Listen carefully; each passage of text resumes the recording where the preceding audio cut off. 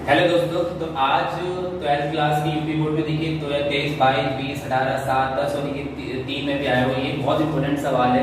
ये विद्युत चुंबकीय प्रेरण से है। आइए हम इसे समझने की कोशिश करते हैं। बहुत जल्दी इसका सॉल्यूशन करेंगे। ये इतनी बार आया है, बहुत इंपॉर्टेंट क्वेश्चन है। चलिए करने की कोशिश करते हैं। देखिए सवाल क्या है। एल लंबाई की तांबे की छड़ बी तीव्रता के एक समान चुंबकीय क्षेत्र में कोणीय वेग ओमेगा से अपने एक सिरे के पर घूर्णन कर रही है। सिद्ध कीजिए कि छड़ के सिरों पर प्रेरित विद्युत वाहक बल जो होगा आपका E बराबर half B omega L square होगा। तो आपको प्रूव करना है।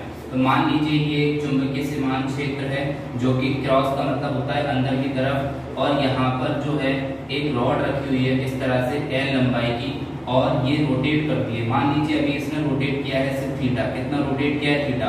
अगर ये पूरा मान लीजिए इस तरह से रोटेट करती तो कितना क्षेत्रफल करती?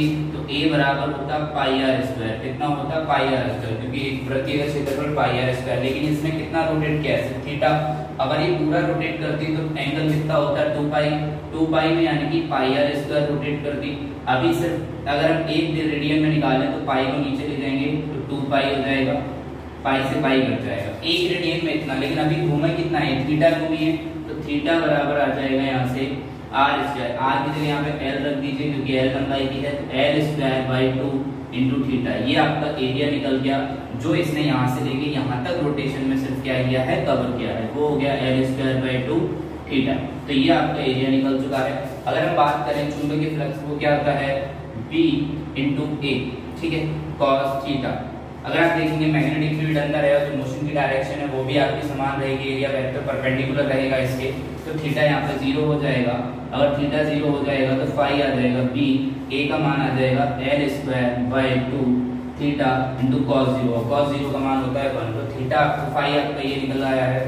ई बराबर क्या होता है? Minus D phi by D T. वैसे मैं यहाँ पे रखूंगा माइनस फाई की वैल्यू रखूंगा D over 2 B L square theta upon 2 into D T.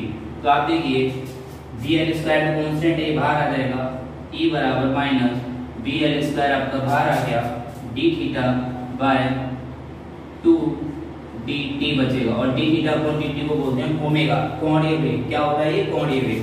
तो ई बराबर यहाँ से आ जाएगा minus half B L square omega. तो इस तरह से ये डेरिवेशन आपका हो चुका है। बहुत ही सिंपल सवाल है लेकिन बहुत इंपॉर्टेंट है, क्योंकि विद्युत चुंबकीय पीरियड में यही सवाल जो है आपको एक ना एक सेट में जरूर देखने को मिलेगा। आइए अब करते हैं नेक्स्ट क्वेश्चन।